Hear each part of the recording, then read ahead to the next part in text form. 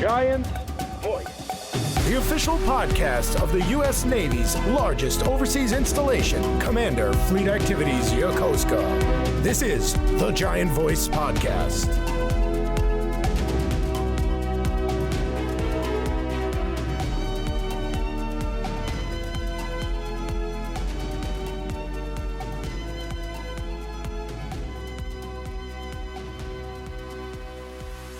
Welcome back to the Giant Voice Podcast. My name is MC2 Connor Hotelling, and I'll be your host for today's episode. The topic today, it's all about moving to CFAY and what our various tenant commands can do to help you out during that long process. When I moved here, I kind of had no idea what I was doing, and I didn't do a lot of research. And I didn't know about a lot of the entitlements and benefits that you are as a sailor are entitled to. Because of that, we brought a lot of people in the studio today to talk about all the stuff you might miss when you're getting ready to PCS. We're also unveiling a new program that should help reduce the waste and harm to the environment during the PCS packing process. When you're PCSing, you end up throwing away quite a lot of cleaning materials and bulk trash and stuff like that. So we're going to touch on both aspects of those and try to hopefully point you in the right direction, because sometimes when you're working on a military base, it's hard to know everything that's available to you. So stay tuned for that. We're joined today by Matt Morrison, a public affairs officer with NAVSUP FLC. We've got Juers. He has worked with Japan's Personal Property Shipping Office. We've got Commander Tyler Sharar, CFAY's own public works officer. And LSC Dinchel Adolfo. He's the NAVSUP FLC LCPO for the post office. And we also, a bit of a surprise, but we also have both LPOs for both Yokosuka and Ikego's post offices here today. And they're going to shed a little bit of light on getting your PO box set up when you arrive in Japan. This episode is packed with information, so I hope this can help in some way. So please kick back, relax, and enjoy the episode. Thank you. Okay, so for our first guest today, we'll have Juers, who is the Deputy Director of the Joint Personal Property Shipping Office. How are you doing today? Awesome. Thank you for having me. So, could I just get an overview of what you do and how you interact with CFAY? Yeah, sure. So our offices have 12 different personal property offices throughout the region. Okay. Here in Yokosuka, we have the Joint Personal Property Shipping Office, and we oversee all shipping household goods for all service members and DoD civilians throughout Japan, Guam, Singapore, and Diego Garcia. And we help members understand their entitlements, moving allowances, and assist in scheduling their household goods shipments all the way from the pack out up until delivery. All right. Well, thank you, and appreciate having you on the show today. Absolutely. So, our first topic's about preparing for your move, moving your household goods and stuff like that. Feel free to abbreviate them HHG. I feel like we're going to be saying household goods a lot. So, who do I talk to about setting up my household goods and the moving process? Well, first and foremost, you're welcome to come to our office and see one of our counselors. But a lot of the information is already out there at militaryOneSource.com. They have multiple different references that you can use. One is the 10 steps to the move process that gets you started before you even receive orders. And that helps you develop a plan or be organized. So basically, you want to know who to call and to know who to ask these questions to. But first and foremost is talk to your family and know where you want your household goods to go. I know we're going to talk about entitlements probably a little bit later, but you want to already have a game plan of where you want to send your items, either overseas or into a long-term storage, and make sure your family's on the same page. So when you do come talk to our counselors, you can have those answers to our questions already and you kind of have an idea. But if you don't know where to start and you don't know what questions to ask your family, come to our office and we'll definitely assist to get that thing, to get your move started. Thanks. And could we go over step by step what happens in the move process and what are some of the more important keynotes to remember? The most important keynotes is knowing what's there and available at your new destination. So Right. For somebody that's coming here to Japan, do your research on what housing provides to you. Understand your orders and go through your house to see what you might not need at the next duty station based on the location, housing issuances, and your weather. And understand coming into the counseling office and having that long conversation. Don't think you're going to be there for 10, 15 minutes and know everything. Be ready to spend an hour to 2 hours with a counselor if necessary to go over your full entitlements. And then once you have that information, you could do the counseling right there, or you can go online when you're with your family and do the whole process online at Military One Source with our DPS program. Thank you. And the notes here for the episode mentioned a packet that you have to fill out. Do you know anything about that? So there is a pre-counseling worksheet, and Right. once we have that information, you do the pre-counseling worksheet. That's when we know you want to ship a vehicle, you want to ship your pets, you have EFMP, a exceptional family member preference, where you need to do extra paperwork. That's the packet that we have. That's the first one you need to do. Once we know what you're going to be shipping, then we go back and ask for more information. But if you just have your orders in hands and you don't know where to start, just come to our office. Okay. And do you see any common pitfalls that people fall into when they're filling out this sheet? I would say the most common pitfalls, not with just that filling out that sheet, but in general, is not knowing your full entitlements, not doing your research, and not talking to our offices. Unfortunately, we do see where a service member sometimes will try to do everything on their own, but then get deployed right before delivery, and the spouse is not informed of what's happening. So we have to assist with those situations. We do a lot of Facebook, and we are on there to assist when people do post about that, but it's basically keeping your spouse informed of everything during the process and making sure you read the country instructions, especially here for Japan, to read the instructions to make sure you don't bring any unnecessary items or large bulky items that don't fit in family housing, because not everybody's going to get assigned to on-base housing. Thank you. Anything I missed about that? Anything you want to go over? How much time you got? I got time. No, I think our biggest thing is to create a moving binder starting early. And when you are planning your moves, don't plan them the same day. Right. So your different shipments that you're going to be sending to different areas, set those up on different days so things don't get packed up into the wrong shipment. Thank you.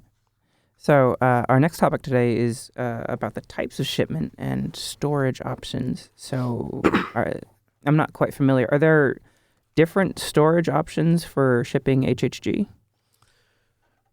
So when you ship your household goods, so the different shipping options is, number one is the unaccompanied baggage. Right. That's the items you want to make life comfortable while you're living in a hotel or temporary lodging, while you're waiting to get housing assigned to you, and while you're waiting for your household goods to arrive.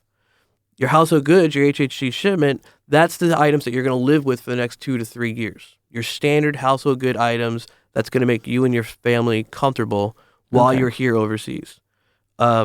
Anything that you're not going to use for the next 2 or 3 years, larger, bulkier items, your refrigerator, washer, dryer, lawnmower, outside gear equipment, that's the stuff that you want to keep into NTS, the non-temporary storage. That's government-funded long-term storage in the U.S. that's paid for while you are stationed overseas. And then when you get reassigned stateside, you can have that items released to your new location, no problem. When it comes to storage overseas, and this is why we ask people to definitely do their homework ahead of time, is know what you have room for and know what is going to be too bulky. Because once your items are shipped here, there's no entitlement to send it back to the U.S. So you basically have to keep it, you have to find a place for it for the next 2 or 3 years, even if you're not going to use it, or you have to dispose of it. Storage solutions here at CFAY, while you're waiting for housing, if you haven't gotten housing and your items show up here, it will be stored at government funding for up to 90 days. If you need an extension on that, you just reach out to our office and we can assist with that. But once you receive housing, you do need to take all of your household goods that you had shipped overseas. There is the Navy Exchange self-storage available. It is limited. It's not part of the household goods entitlement, but you could definitely reach out to them at the NEX rental office at 243-4456, and they can definitely give you more information because they are open Monday through Sunday from 8 a.m. to 5 p.m. Thank you. How long can goods be stored at CFAY before they're being required for delivery? Well, shipment entitlements are typically up to 90 days at first. Okay. Everybody gets the 90-day entitlement, no problem. But if you do deploy or if there's an issue with housing, it's taking you longer, or you were TDY for a long time and you're going to pass that 90-day mark, it's not a problem. Our office will reach out to you before your entitlements expire. You let us know your situation, and we'll definitely work with you. But we do ask that people try to get housing as soon as possible to get your household goods out of government storage. Nobody wants it in storage long anyways, so let's get it out. But you'll be surprised where people go on deployments for 6 to 8 months and it just sits here in storage. And then when they do get it, unfortunately, we do have small issues with mold where we assist with those types of claims. Yeah, okay. Thank you. And are there any options for sailors who don't have a lot of space in their new accommodations? The best bet is the Navy Exchange storage facilities that they have here on base. Because the local agents won't store long term. Okay, so third topic. Man, you're getting put through the ringer today. It's all good. I'm ready for it. Come on. Is the once the household goods have arrived and the process for setting them up, or to set up a delivery. So, to set up a delivery, who should I be contacting? So really, it's who's going to be contacting you. So when your household goods arrive and it's going through the customs process, your local agents are going to reach out to you and say, hey, your stuff is here. We should have it within 2 weeks. Are you going to be available? That's when the process starts between the local agents and the customer, the service member themselves. Contrary to what most people believe, is the personal property office typically does not schedule deliveries. We're here to assist in the process, but the delivery is scheduled between the member and the local agents, so they can work together. And we're just here to assist as necessary. But they'll reach out to you via email once it arrives. You respond with what days you're available, and then you guys work that process. Once they confirm your delivery date, they do let us know, because we do have a process where we'll allow a QA inspector or quality assurance inspector to go out and just to assist if there's any issues or concerns while the delivery is taking place. Thank you. Do you have any sort of timeline for how long the overseas household goods shipments should take? So currently, depending on the location where your household goods originated from, it could take between 77 to 117 days to get to our new duty station. Like I said, it all depends on where you came from and how long those ships take to get here, because it doesn't come directly here. There is a shipping process. It's all done commercially. We have no control over it. It's really based on where you're coming from that takes the time. Now, your UV shipments do take a little bit quicker because it's your express shipment. They want to hear faster. Those go by air, and they're usually 35 to 45 days after pickup. Got it. Thank you. And let's say it's all arrived. How would you recommend disposing of any packing materials or stuff like that come out of your household goods? So your best bet is to let the local agents unpack your entire house. Okay. I know a lot of people don't like doing that. I'm one of those folks, actually, that I'd rather wash everything, look at everything, go through every box nice and slow, and I'll deal with the packing material later. What are some resources available at CFAY for any sort of trash disposal? So there is the bulk trash drop-off on base down on Rickett Drive, just past the Ronald Reagan on your right-hand side, and they will take your broken down boxes and packing material. Okay, thank you. And lastly, we're going to be talking about vehicle transport. I know a lot of people have trouble with that here. How should I start the vehicle transport process? Okay, so this is one of those things where you just definitely let your counselors know up front. It's on that checklist when you start doing your entitlements. Yes, I want to ship a vehicle. But your best bet is to do the PCSMyPOV.com, or you can download the actual app in the App Store or Google Play, and it takes you through the process. It gives you the information. It tells you what forms are required. It tells you what you need to do to your vehicle prior to drop-off. And then with your drop-offs, it'll give you an actual reservation for you to drop off your vehicle. They will actually give you a link to a website to where you can track your vehicle, and that's for shipping and in storing. So when you store your vehicle as well, which we prefer, when you store your vehicle, they will do moderate maintenance on it, turn it on so the battery doesn't die. They'll check on it, and they actually upload that information to a website so you can see exactly what they're doing. Usually about once a quarter, they drive it 0.10 miles, just to make sure it's running and everything like that. But shipping your vehicle, PCSMyPOV, either the app or the website, and come by our office. If you are shipping a vehicle to Japan, it does require a waiver from our office, so you will have to reach out to us for that. Thank you. And what are some vehicle shipping challenges that are specific to Japan? The biggest issue we have is people trying to ship Teslas Really? because Tesla US and Tesla Japan are not compatible. The charging stations do not match. So if you ship your US Tesla to Japan, you're going to be paying 50,000 to 70,000 yen just for a Right. converter, or you're going to be purchasing your own home charging stations, which could cost $5,000 to $7,000.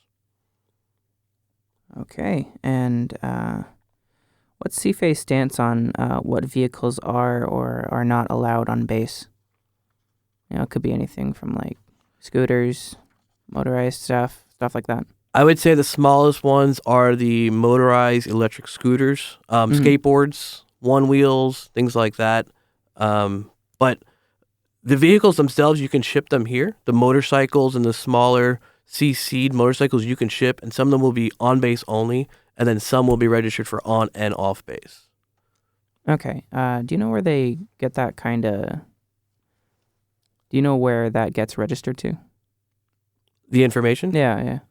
So that's all done through the PCS My POV. They will provide you that information Got on it. whether or not what you need to do to your vehicle and whether or not it's allowed to come here. Thank you.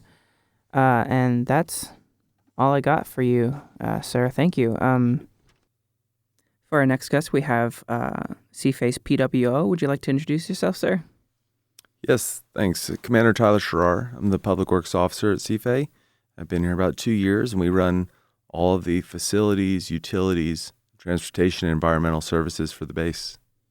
Thank you. And you wanted to come on today to speak about this new program for hazardous product reuse. Could you tell me a little bit about that? Sure. So the environmental team started a new program in January this year. It's called the Household Hazardous Product Reuse Program. So we outlined several entities on base that will take different types of waste, and we're getting that onto the CFAY website. It's called the CFAY Waste Disposal Guide. And one of the areas we realized there was a gap was families coming in and out that may have some simple cleaning solutions or other things on the shelf, and they don't quite know where to put it, and we don't want it to end up in the waste stream. So we made this new program where families leaving or anyone can drop off clean, usable, U.S.-made household products, things like bleaches and household cleaners, oven cleaners, pesticides, isopropyl alcohol, and all that stuff can be on the shelf for any family or any base resident that needs to use it. And they can stop by. So if a family's arriving PCS and they need to pick up some household cleaners or products, they can stop by. There's Simple Green on the shelf. There's bleach on the shelf. And it's all free. And from the base perspective, this diverts it from ending up in our waste stream and having to be contaminating the environment through the trash process. Well, thank you. Is there anything else you'd like to discuss? So that program operates in the near the environmental hazardous waste yard. The best way to describe it is kind of diagonally across the street from the next auto port behind the government gas station. And there's some modular containers that have been installed and connected in the parking lot there. So we're manning it Monday, Wednesday, Friday, 9 to 11, and Tuesday, Thursday, 1 p.m. to 3 p.m. So during those hours, the staff will be there to accept or issue free household products. So we especially hope as we start the program, the shelves are a little bit empty. So we especially hope families outbound will take advantage of this to, offload their usable, clean, U.S.-made household products. We also, as I mentioned, worked with other entities on base to document where people can get rid of things. I know that can be a challenge.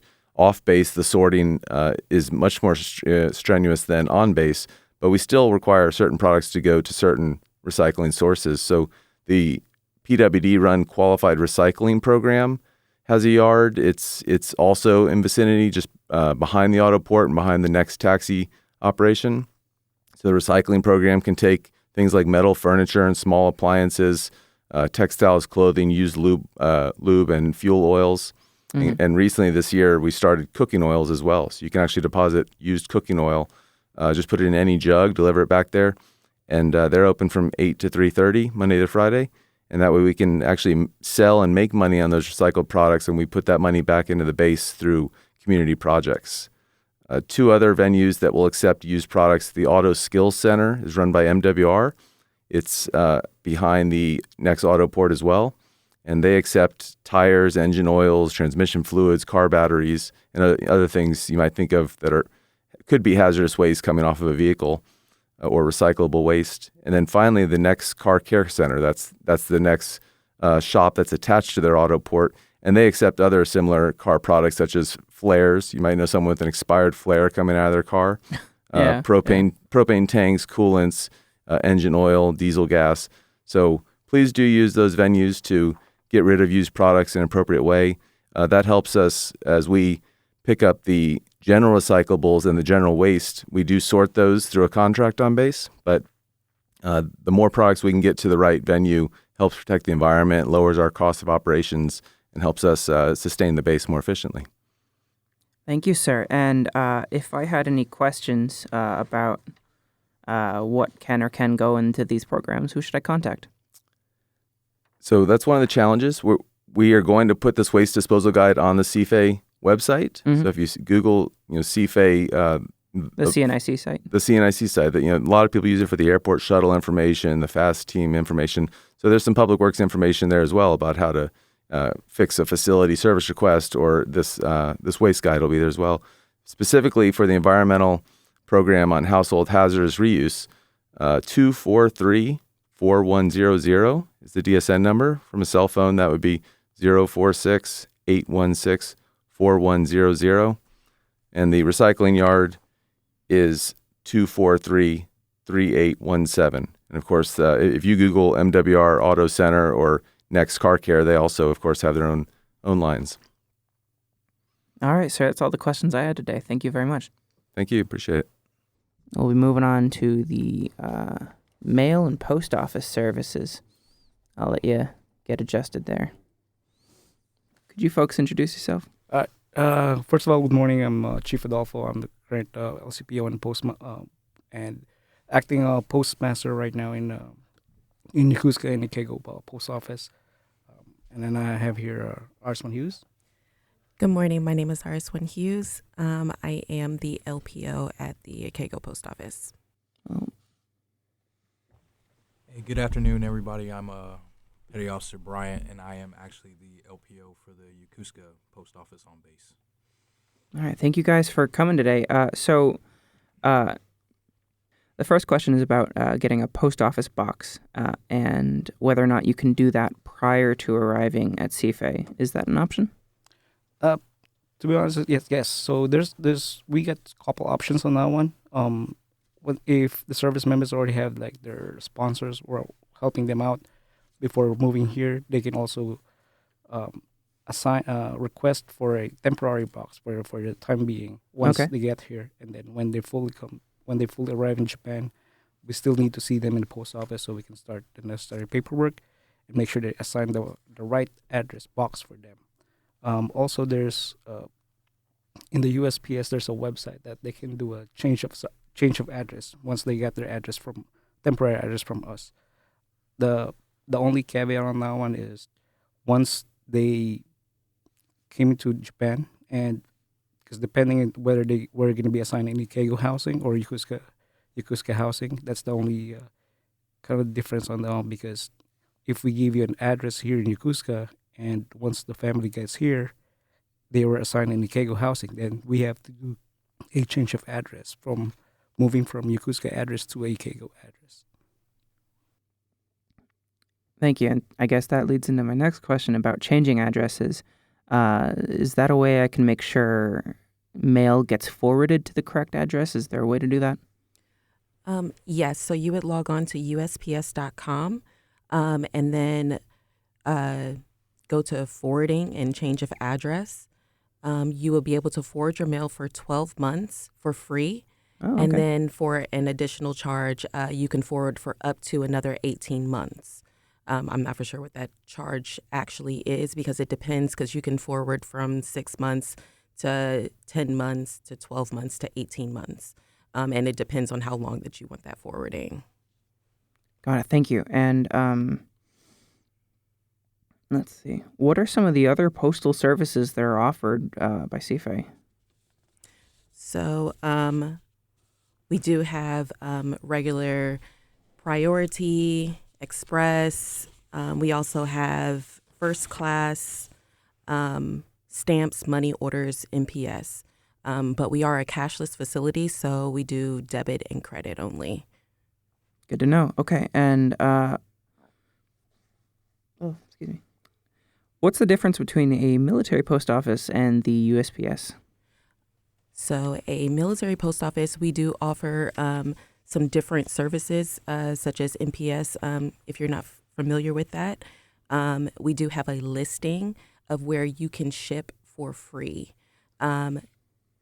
Usually those are ships or other military post offices, ships within our AOR, which would be like 7th Fleet. The listing changes as the ships move, of course, but the other military post offices are usually like anything that is overseas, anything that is stateside or CONUS. We do not offer the MPS service. Got it. Thank you. For clarification on that one, that's including Guam and Hawaii. Those are still considered U.S. territory. Mhm. So MPS is not going to be available for those countries, for those areas. Right. Okay, and I saw the notes here mentioned that there are some restrictions for shipping in MPSs. Can you tell me about that? Yes, so no liquids, lithium batteries, aerosols, anything that could possibly, explode during shipment or Right. hurt anybody else's mail. Yeah, don't want to blow anyone up. Yeah. So for that one, also cigarettes and alcohols, those are big no-no. Okay. Also weapons, like BB guns or airsoft guns, we don't accept those in post office. Even though those knife toys, something like that, as long as it's like not protruding and then can cause harm, we don't accept that in post office. Now, for the clarification with the batteries, like cell phones, if you guys trying to send it back to stateside, Mm-hmm. we accept those, but that would be processed in the slowest possible way, which is like it's gonna go to like a container and then By boat, right? and by boat, Right. yeah, by ground service, because everything that we ship here with battery is gonna have to go to Yokota for a military flight going back to the stateside. Got it. And if I have a home business or something like that, can I ship goods through? You're already smiling. I can see you get this question a lot. Can you tell me a little bit about that? Yes. So military businesses is not something that you can use the military post office for. Okay. We do not offer any services for any type of home business. That includes any of like the online businesses that people have, like selling Pyrex and things like that. Yeah. All those services will be turned around and sent back to the sender. We do not accept anything. Yeah. So what the customer, or if they try to do business, they can do Japan Post. They have to pay the actual fee for that one, because as you guys know, the difference between USPS and MPS, we are charged as domestic, even though we're international. Because of the US, that's the difference between MPS and USPS. Got it. Thank you. And that was going to be my next question. What are some alternatives? Seems like Japan Post is a pretty solid one. Any other? They also have FedEx, DHL. Okay. The truck that comes in on base, and the for FedEx and DHL, once if you already have your package and everything, did your custom form prepaid and everything, you can just talk to them, see if they can accept it, or drop off to that facility outside by I think it was by Yokohama. They have a FedEx facility over there. Okay. Thank you. And before I ask the last question, I just wanted to make sure. In the notes, you mentioned something about software. What was that about? So, software is the software that we use for post office when delivering and receiving is besides the USPS website, the AMPS. We also use Pendibos 360, which is the one that right now we're currently in place. That's the one that once we scan it over here, the customer will receive an email notification saying that they have a box ready for pickup in the post office. Now, of course, software is not always working, in a perfect world. In a perfect world. So I just we advise customers, just if we have coming to run some issues, just be patient with us while we sort out things. So, as we go by day when it comes to the system of our software. Oh, go for it. We also have the Pitney Bowes lockers. So you will receive 2 different types of emails. So there's a certain email that you will receive if you need to come pick it up at the actual post office window, or if you need to go over to the locker system to go pick up your mail, which is a little bit easier. In the email, you'll get a code for the locker system, and you put in your code, and one of the lockers will kind of pop open, sort of like stateside where the Amazon locker system. So the good thing on that locker is that is 24/7 accessible for the customers. But we put packages on there from Monday to Saturday. So Sunday they can still go in there. Unfortunately for post office, Ikego and Yokosuka, we are only open for package pickup from Monday to Saturday. Thank you. All right, that's all the questions I had. Did any of the parties here speaking today, did you think I missed anything? Is there anything you'd like to go over real quick? Any plugins, shout-outs, anything like that?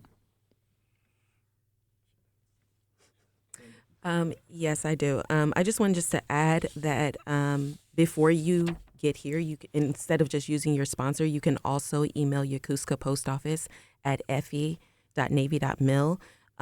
Just submit your orders and your family entry approval, and we will assign you a box ahead of time. That way you already have a place to send your mail. Also, the people that we service, military, of course, civilians, you would need to provide your civilian orders. As a contractor, you need your TAD or TDY orders and your employment letter. And if you have family, of course, your family command sponsorship. Thank you. All right. Did you have something? Yeah. All right, gotcha. So there is 2 quick things that I just want to make sure people understand. Is number one is pets. On the CFAY Scenic page, it outlines the policies and rules for shipping your pets because it varies at each different installation. Right. So you make sure you get ahead of that kind of stuff because sometimes they have to do quarantines for over 6 months. So you need to start that process early. Got it. That was one of the things I definitely want to make a plug for. And number 2 was privately owned firearms. I know in the U.S. everybody loves owning their firearms, but here in Japan, there's a huge restriction on us. Right. Make sure they're not in your home at all when they're packing out your household goods, because these local agents are moving so fast that they may accidentally pack your weapon. And if they do that, then you're going to be responsible when it shows up here. Okay. So that's a huge issue. We just had it happen last year. This member paid almost $9,000 in customs inspections, removal, and destruction disposal of a small firearm. So make sure they're not in your house at all. Put it in your vehicle, put it at your mom and dad's house, put it with everything that they're not going to pack. Just get rid of it. And there are current restrictions on bow and arrows right now as well. You must receive written prior approval from the government of Japan prior to shipping any archery equipment to Japan. And all those documents are in Japanese, and they do not accept English translations. Have you gotten many archers? We have on a your way few. to Japan? We have a few. There's a few here. Again, 20 years ago, we had a firing range in Atsugi. We had bow and arrows in Ikego. People would go to the archery areas. A lot of those, obviously, it's shut down in Atsugi, but they used to do the clay shooting and things like that in the area. Right. So they are getting rid of all that, but there are some archers or archery, or what do you guys call them here in Japan? Yeah, enthusiasts. Okay, well, that's all the questions I had. Yep. Thank you guys so much. Let's get out of here. It's really hot. Appreciate you all for coming today. And that's the episode. That's everything I got, really. I hope you have learned a little bit more about the PCS process. We'll also be running a story I wrote based off of some of the info from today's episode, which will be going out on the next My CFAY Weekly shortly after the release of this episode, so make sure to check that out. As always, if you've got any questions, comments, concerns, feel free to email us over the CFAY Public Affairs Office at yokosukareport@gmail.com.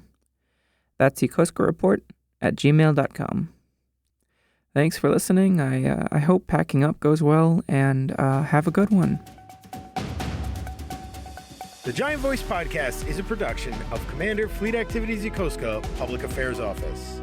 The views expressed in this podcast do not necessarily reflect the policy of the Department of the Navy or Department of Defense. Thanks for listening.